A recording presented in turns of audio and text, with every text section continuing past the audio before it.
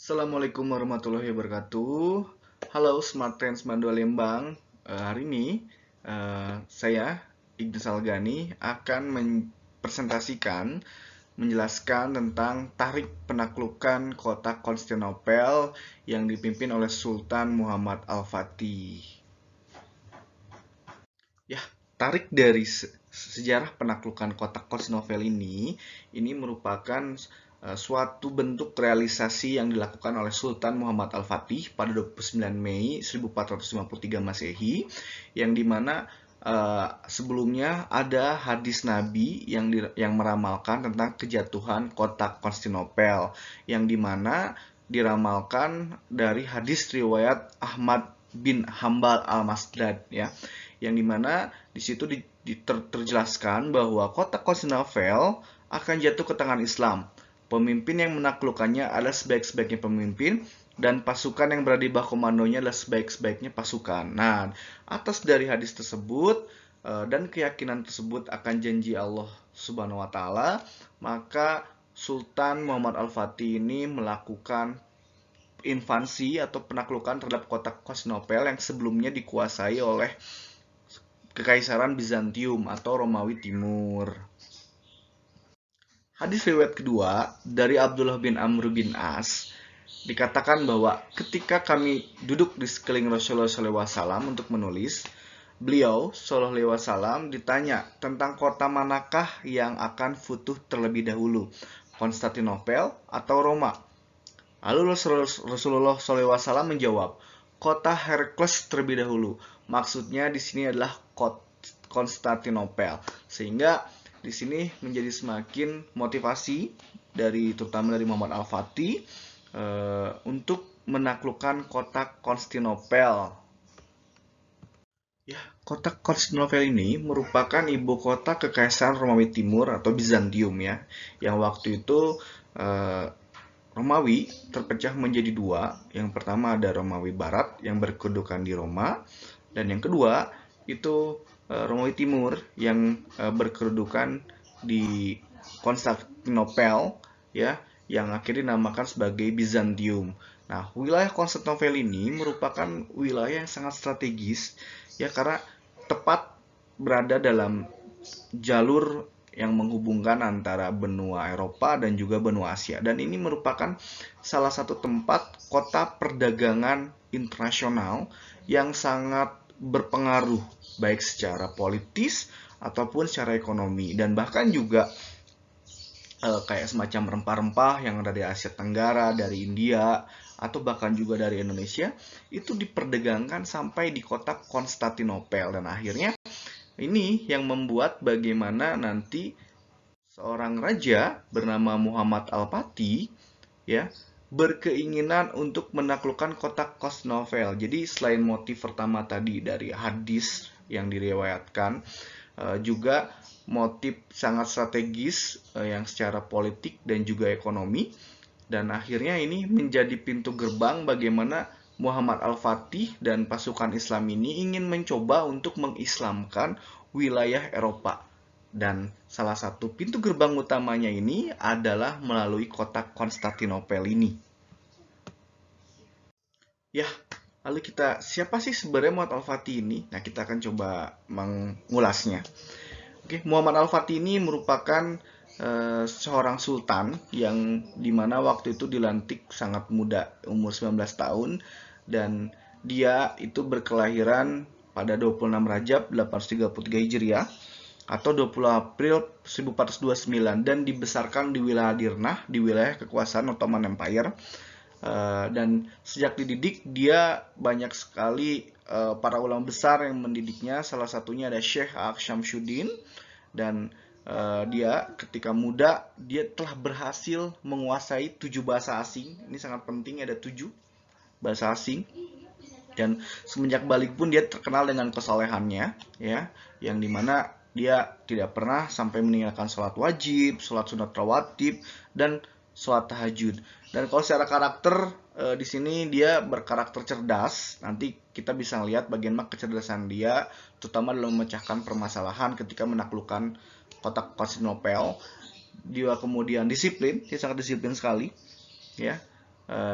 Lalu berikutnya dia sangat berkemauan keras, gigih, tangguh, kuat, pemberani, berketeguhan hati, dan memiliki jiwa yang berapi-api ya. Bagaimana karakter seorang pemuda ya yang dilantik menjadi sultan itu tentu sangat memiliki keinginan yang kuat ya, memiliki jiwa yang sangat berapi-api dan sangat bersemangat.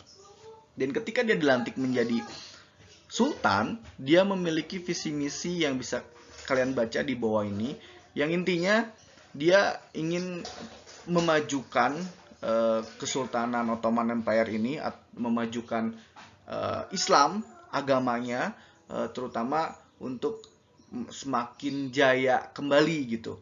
Dan dia juga berkeinginan bagaimana untuk mengislamkan wilayah Eropa.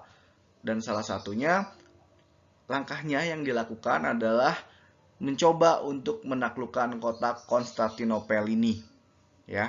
Nah, tapi ketika melakukan kota Konstantinopel ini ada kendala nih ya. Kendalanya, kota Konstantinopel ini dikenal memiliki tembok besar yang tingginya itu 18 meter, dan di balik tembok itu ada tembok lagi, ada sekitar 3 tembok ya yang melindungi kota Konstantinopel. Dan sejak zaman sebelumnya beberapa kerajaan ya mencoba untuk menaklukkan Konstantinopel ini selalu gagal gitu ya. Dan benteng Konstantinopel ini juga bisa dikenal sebagai sistem pertahanan terbaik buatan manusia gitu.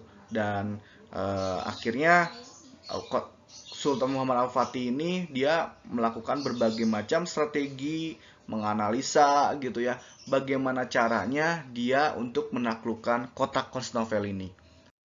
Ya, adapun strategi yang dibangun oleh Muhammad Al-Fatih ini dilakukan dengan 3 cara. Yang pertama, dia membangun angkatan perang. Yang kedua, dia mencoba untuk membangun meriam terbesar dunia. Dan yang ketiga nanti pada strateginya, di teknisnya, kota Konstantinopel ini akan diserang dari 3 arah ya, dari arah Wall of Konstantinopel, 2 dari arah Sea Marmara, dan yang ketiga itu dari Selat Bosphorus atau ada Golden Horn di sana ya. Oke. Nah, adapun yang dia bangun pasukan militer, dia melakukan pembentukan pasukan Inkisaria atau dikenal dengan Royal Janissaries, atau suatu pasukan elit ya, diprogram dari kecil ya, dan mereka dikasih pelatihan perang baik secara fisik dan juga secara teknik. Dan selain dididik secara fisik tadi, juga dididik agamanya juga, mereka sangat kuat ya. Dan disinyalir mereka pasukan ini tidak pernah sampai meninggalkan tahajudnya. Dan dibentuk itu sekitar 250.000 pasukan. Yang kedua, Muhammad Al-Fatih ini dia membangun angkatan laut, dan dia berhasil membangun 400 armada kapal. Dan ini menjadi salah satu prestasi dan sejarah juga, karena menjadi salah satu sultan pertama yang berhasil membangun angkatan laut dengan jumlah besar, sekitar 400 gitu. Itu sangat besar sekali. Lalu yang kedua, Muhammad Al-Fatih ini dia memikirkan cara bagaimana ingin membangun suatu pasukan artileri ya, dan yang mempunyai meriam-meriam sangat besar sehingga bisa meruntuhkan tembok dari kota Konstantinopel yang sebelumnya terkenal sangat tangguh tersebut. Dan kebetulan waktu itu ada seorang ilmuwan ya teknik dari Hongaria bernama Orban. Dan Orban ini dia akhirnya mempresentasikan bahwa dia mempunyai suatu sketsa ya, perencanaan ingin membangun suatu meriam. Dan akhirnya difasilitasilah oleh Muhammad Al-Fatih dan disuruh untuk membangun meriam-meriam yang besar. Dan bahkan juga ada dikenal salah satu meriam terbesar di dunia ya, yang dinamakan Basilica Cannon yang berkaliber 0,7 meter beratnya 18,2 ton, panjangnya 5,2 meter, dan jarak tembak itu 1,6 km dan berat peluru 680 kg. Ya, dan bisa dilihat mungkin dari gambar itu ilustrasi gambar sisa peninggalan terutama meriam yang dibangun ketika masa Muhammad Al-Fatih untuk menaklukkan kota Konstantinopel. Ini. Lalu yang berikutnya strategi penyerangan. Jadi waktu itu ditetapkan bahwa penyerangan ini akan dilakukan pada 6 April 1453 dengan 250.000 pasukan dan 400 armada laut akan menyerang dengan 3 arah. Ya, arah pertama itu melalui arah Golden Horn. Nah ini ya, arah Golden Horn. Lalu yang berikutnya ada Sea Marmara dan yang berikutnya ada Wall of Constantinople yang akan dibombardir terutama dari arteri meriam yang besar tersebut. Dan dipilih kenapa hari Jumat? Waktu itu hari Jumat karena disebut sebagai Jumat itu sebagai hari baik dan sebagai penghulunya dari para hari gitu. Dan sebelum berperang Muhammad Al-Fatih ini memberikan himbauan kepada warga Konstantinopel sekaligus kepada Raja Konstantinopel, Raja Konstantin 11 waktu itu untuk segera menyerah. Ya, jadi waktu itu memberikan himbauan jika ingin menyerah secara damai maka akan dipersilakan, tidak akan ada pertumpahan darah, tanahnya, hartanya juga akan terlindungi.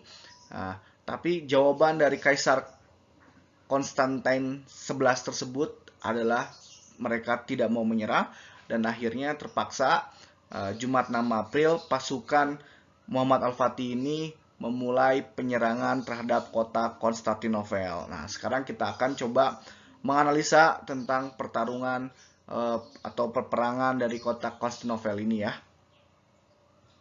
Ya, oke.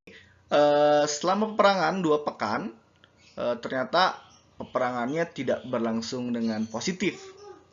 Malah dari berbagai macam peperangan dari 3 arah tadi, pasukan dari Muhammad Al-Fatih ini itu mengalami kegagalan dan bisa dibilang itu gagal total. Ya.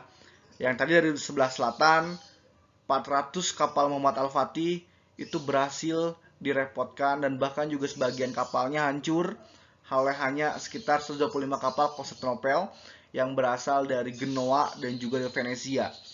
Ya, itu kenapa? Ya karena angkatan laut sendiri dari Muhammad Al-Fatih ini atau Ottoman Empire ini mereka kurang berpengalaman dibandingkan dengan pasukan angkatan laut Konstantinopel yang berasal dari Genoa dan Venesia ya, yang waktu itu sudah sangat profesional dan perbandingan kapalnya pun juga sangat jauh. Kalau pasukan Al-Fatih ini mereka hanya menggunakan kapal bireme atau kapal layar yang satu tingkat saja, sedangkan kapal yang dari pasukan Konstantinopel ini kapal-kapal besar yang terdiri beberapa tingkatan yang dikenal dengan kapal galeon dan akhirnya berhasil dikalahkan hanya dengan 125 kapal.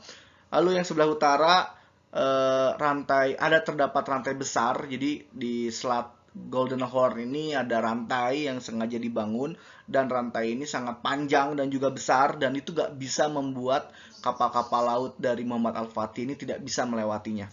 Dan yang sebelah barat Wall of Constantinople itu bentengnya selama 2 pekan diserang itu ternyata masih kokoh, tidak ada yang hancur padahal sudah dibangun meriam-meriam terbesar dunia. Dan bahkan meriam tersebut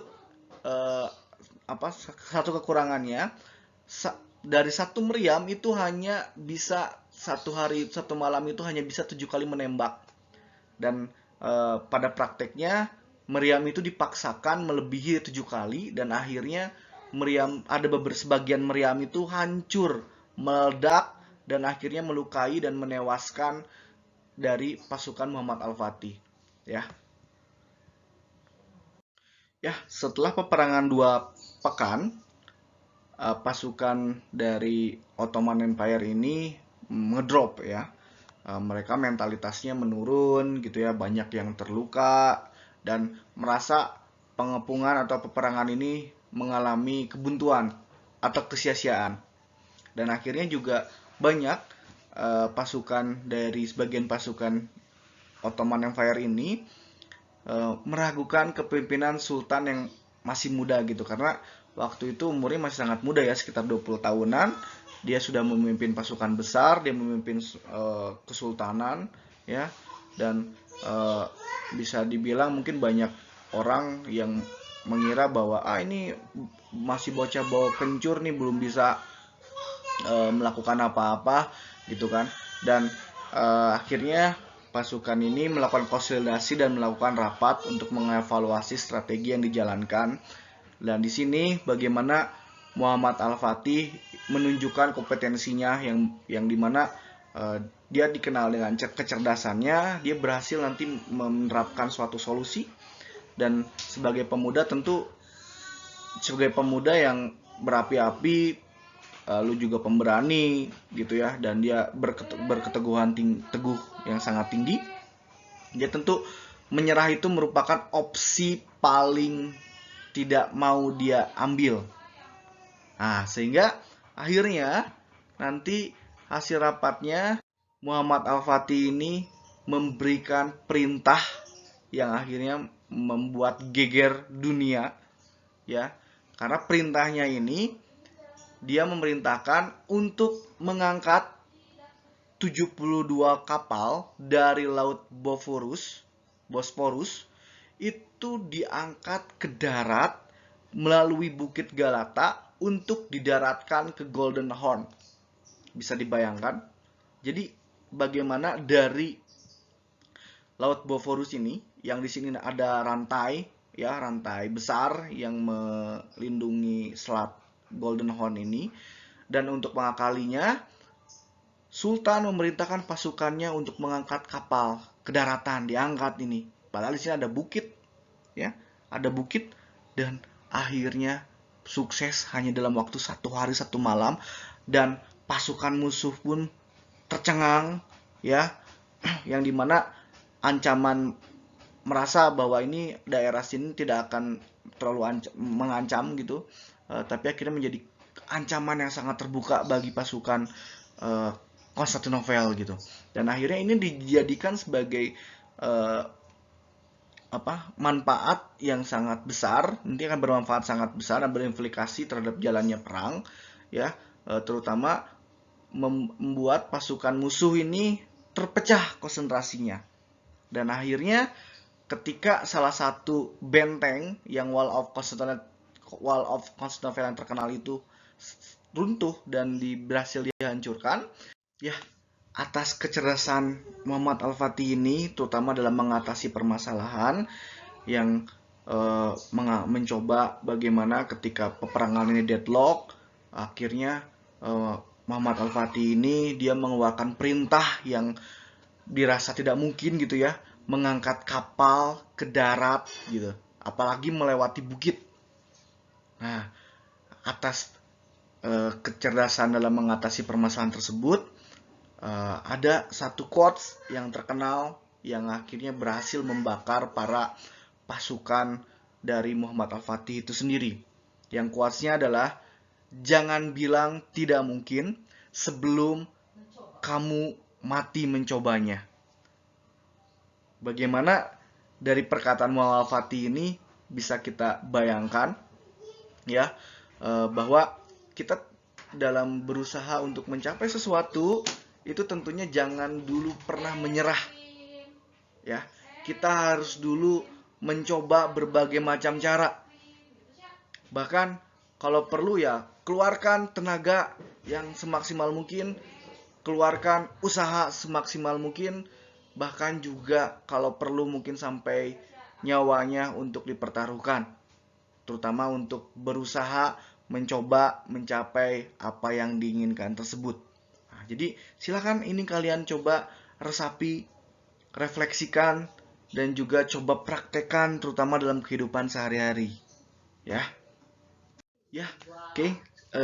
Kemudian kita lanjut lagi, strategi yang dimana mengangkat kapal itu ternyata berhasil ya, dan membuat bagaimana konsentrasi pasukan musuh dari Kekaisaran Bizantium atau pasukan dari Konstantinopel ini menjadi lengah dan akhirnya membuat salah satu benteng, ada satu benteng yang berhasil runtuh dan dapat dikuasai oleh pasukan Konstantinopel. Sehingga akhirnya tepat pada tanggal 27 Mei, Sultan memerintahkan untuk pasukannya berhenti berperang dan beristirahat selama 2 hari. Ya, dan pada tanggal 28 Mei di sini pasukan mereka pada mendekatkan diri kepada Allah Subhanahu wa taala, mereka melakukan puasa dan Sultan juga memberikan motivasi khutbah kepada para pasukannya. Dan nanti pada tanggal 29 Mei itu akan menjadi salah satu perang penentuan terutama untuk menaklukkan kota Konstantinopel. Nah, ketika tanggal 28 Mei ini terdapat khutbah dari Muhammad II atau Muhammad Al-Fatih ini yang terkenal ya. Mungkin bisa kalian baca di sini. Yang pertama itu, jika penaklukan kota Konstantinopel ini sukses, maka sabda Rasulullah SAW telah menjadi kenyataan dan salah satu mukjizatnya telah terbukti. Maka kita akan mendapatkan bagian dari apa yang telah menjadi janji dari hadis ini, yang berupa kemuliaan dan penghargaan. Oleh karena itu, sampaikanlah pada para pasukan satu persatu bahwa kemenangan besar yang akan kita capai ini akan menambah ketinggian dan kemuliaan Islam. Untuk itu, wajib bagi setiap pasukan menjadikan syariat selalu di depan matanya dan jangan sampai di antara mereka yang melanggar syariat yang mulia ini. Hendaknya mereka tidak mengusik tempat-tempat peribadatan dan gereja-gereja. Hendaknya mereka jangan mengganggu para pendeta dan orang-orang lemah tak berdaya yang tidak ikut terjun dalam pertempuran. Nah, di sini ada 2 poin. Yang pertama mengenai penaklukan kota Konstantinopel itu akan menjadi kenyataan dan tentunya ini akan membuat Islam ini menjadi semakin jaya dan akan mencapai kemuliaan Islam, sekaligus pembuktian mengenai salah satu mukjizat terutama dari hadis riwayat Nabi yang dikisahkan sebelumnya. Lalu yang kedua, ada perintah dari Muhammad Al-Fatih ini terutama untuk mereka berperang untuk toleransi kepada rakyat yang berada sekitar Konstantinopel yang tentunya mereka berbeda agama gitu ya, ataupun orang-orang yang tak berdaya gitu ketika dalam pertempuran tersebut gitu. Dan Muhammad Al-Fatih ini benar-benar dia menerapkan etika terutama perintah ketika Nabi Muhammad dalam berperang, bahkan juga ini ada beberapa etika yang sangat dijunjung tinggi oleh pasukan Muhammad Al-Fatih ini yang bisa kita baca di sini ya, bagaimana jangan membunuh wanita, jangan memotong pohon, jangan bunuh anak kecil, ya, jangan bunuh pasien yang sakit, jangan bunuh orang tua, jangan menyiksa, bahkan juga jangan sampai menghancurkan tempat ibadah. Bahkan ada satu riwayat ya, waktu itu ada pasukan Muhammad Al-Fatih ketika menguasai Hagia Sophia, ya, Hagia Sophia, yang dimana Hagia Sophia ini nanti kita lihat ada salah satu bangunan kubah ya, yang dulu sebelumnya itu gereja yang kemudian dijadikan masjid gitu oleh Muhammad Al-Fatih. Waktu itu ada pasukannya yang mencoba untuk mencuri marmer dan ketahuan sama Muhammad Al-Fatih dan langsung dilakukan penindakan secara tegas menghukum dari prajurit tersebut.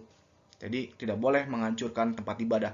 Dan ketika penaklukan pun bagaimana Muhammad Al-Fatih masih tetap memberikan himbauan bagi yang mau menyerah, nyawanya tidak akan terancam, hartanya juga tidak akan diambil, yang masih mau tinggal bagi yang mau pergi dari kota Konstantinopel untuk pergi balik ke Eropa misalnya, itu juga mereka bebas untuk pergi, untuk tinggal pun mereka tetap akan dilindungi gitu.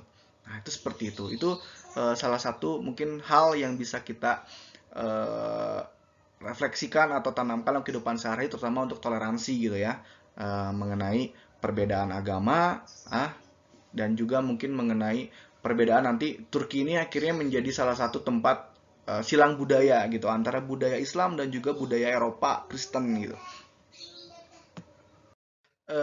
Kemudian akhir peperangan ini di sini pada tanggal 29 Mei 1453 kemudian menjadi hari paling bersejarah buat Islam karena kota Konstantinopel sesuai dengan hadis yang diriwayatkan itu benar-benar takluk dan jatuh ke tangan Islam, terutama di masa pemerintahan Muhammad Al-Fatih pada tahun 1453.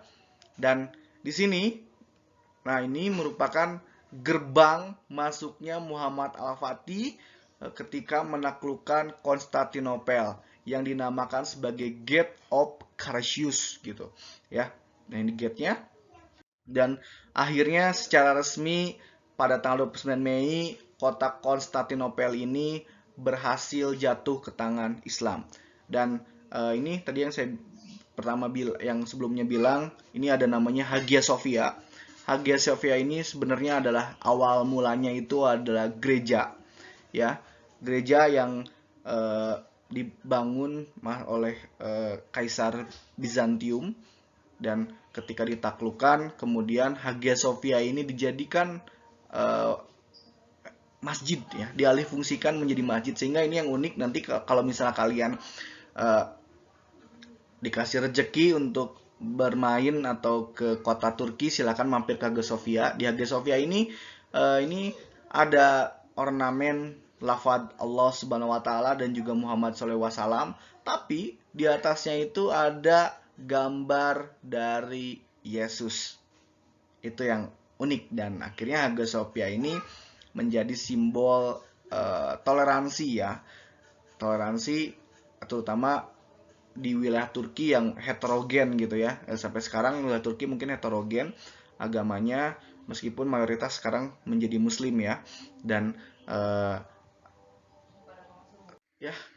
sekarang kita coba untuk memaknai dari cerita sejarah, terutama tarik penaklukan kota Konstantinopel, dan kita coba relevansikan dengan salah satu ayat Al-Quran dari surat Al-Talaq ayat 2 dan 3, yang artinya barang siapa bertakwa kepada Allah, niscaya dia akan mengadakan baginya jalan keluar dan memberikannya rezeki dari arah yang tidak disangka-sangkanya. Dan barang siapa yang bertawakal kepada Allah, niscaya Allah akan mencukupkannya. Sesungguhnya Allah melaksanakan urusan yang dikehendakinya. Sesungguhnya Allah telah mengadakan ketentuan bagi tiap-tiap sesuatu. Ya, dari surat At-Talaq ini, dan kita coba relevansikan terhadap sejarah penaklukan kota Konstantinopel, bagaimana sebelumnya sudah ada tanda-tanda dari riwayat hadis Nabi, sudah diramalkan, dinubuatkan bahwa akan adanya penaklukan kota Konstantinopel oleh pemimpin Islam.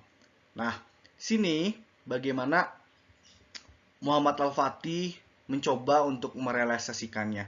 Dan untuk merealisasikannya itu perlu tentunya adanya suatu pengorbanan dan juga suatu keteguhan hati, ya.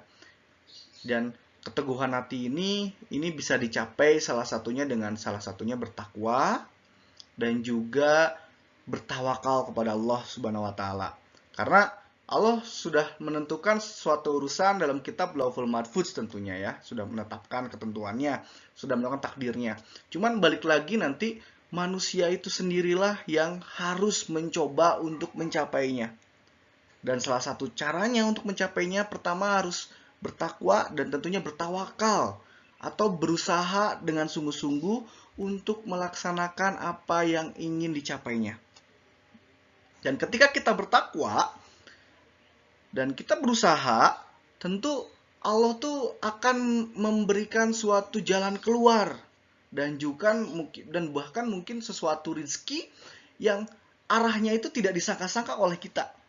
Seperti contoh yang dalam kisah ini, bagaimana ketika setelah peperangan berlangsung 2 minggu, peperangan ini itu mengalami kebuntuan, ya, yang dari berbagai macam arah gagal, tembok tidak berhasil runtuh, kemudian juga dari laut kalah perang karena armada laut yang meskipun kita unggul, pihak Islam unggul tapi tetap kalah. Lalu juga ada rantai yang tidak bisa diseberangi. Akhirnya ketika semua dropnya menurun, ini muncullah seorang Al-Fatih yang dengan cerdas ingin mencoba melakukan pemecahan masalah, dan dia itu berhasil mendekatkan kepada Allah, dan akhirnya dia mendapatkan suatu cara untuk menaklukkan kota Konstantinopel, salah satunya dengan melakukan sesuatu yang tidak mungkin. Bayangkan saja, kapal laut yang besar diangkat ke darat melalui Bukit Galata untuk diseberangkan ke Golden Horn, ya, sejauh beberapa kilometer diangkat, dan itu terjadi hanya 1 hari 1 malam, dan akibatnya sangat besar. Angin pun berhembus, ya, seolah kita akan meraih kemenangan, karena pasukan musuh tadi, yang pasukannya Bizantium tadi, fokusnya teralihkan karena disangka-sangka mereka pasukan Al-Fatih ini tidak akan masuk ke Golden Horn, tapi tiba-tiba dipenuhi 72 kapal dan pasukan untuk menyerang si Konstantinopel. Dan itu berakibat pasukan fokus musuh teralihkan, dan ada salah satu gate yang akhirnya berhasil dihancurkan dan dikuasai oleh pihak Islam. Dan akhirnya disitulah menjadi momentum bagi kemenangan pihak Islam, terutama dalam menaklukkan Konstantinopel. Jadi tetap harus bagaimana kita harus bisa bertakwa, bertawakal, karena ketika kita bertakwa, bertawakal, tentu Allah akan memberikan suatu jalan, dan jalan keluarnya itu tidak disangka-sangka, ya. Nah, sehingga ini silakan kalian coba refleksikan dan juga mungkin praktekkan dalam kegiatan sehari-hari, terutama dalam meraih cita-cita, ya kan, sebagai pelajar. Cobalah untuk pertama mendekatkan diri kepada Allah dengan cara bertawakwa, dan selanjutnya ada bertawakal, berserah diri kepada Allah, ya, mempasrahkan kepada Allah, dan kita tetap memperkuatnya dengan doa, ya. Insya Allah tentunya akan ada jalan keluarnya. Nah, mungkin itu saja dari saya. Semoga tarik sejarah penaklukan kota Konstantinopel ini bisa bermanfaat dan kita semua bisa mengambil hikmah pembelajarannya. Dari saya, wassalamualaikum warahmatullahi wabarakatuh.